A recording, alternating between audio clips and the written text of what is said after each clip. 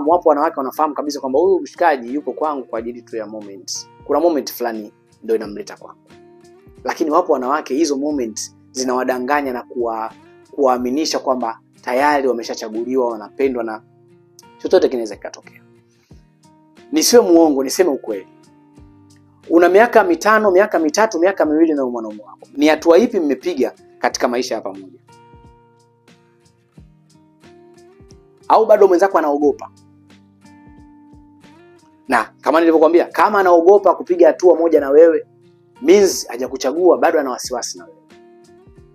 Kwa hiyo upo katika kundi la mtu anayependwa lakini hajachaguliwa. Lakini jiulize tu, kwa nini mna miaka 5 au mna miaka zaidi ya mmoja hamjapiga hatua yoyote katika namna ya kuchaguana? Nyumbani kwao hawakujui, nyumbani kwenu hawamjui.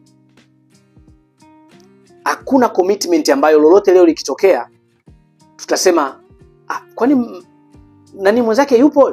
Hakuna. Kwa mfano hata leo ukienda nyumbani kwake, limetokea tatizo, labda umefariki nyumbani kwake. Sikuombei ufariki, lakini limetokea tatizo, basi hujafariki, lakini limetokea tatizo kubwa.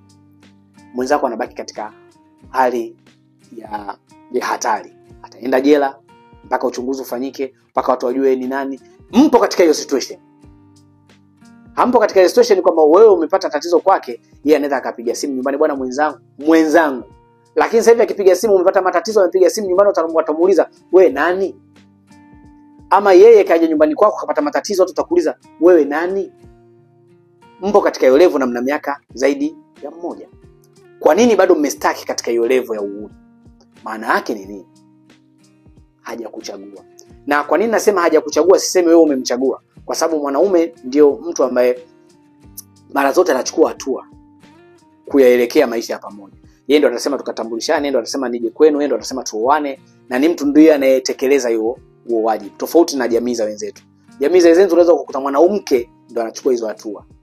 Kuna jamii ambayo hadi mwanamke anatoa posa. Kama kuna jamii fulani za Kihindi, mwanamke ndo anatoa posa kwa mwanaume. Kwa hiyo mwanamke ndio anakuja kuleta posa. Kwa hiyo hayo ni masomo mengine, si ndio? Lakini kwa masomo yetu ya Kiafrika, mwanaume ndio anatakiwa kuchukua hatua katika kila namna, ama katika kila jambo la kuelekea umoja wenu.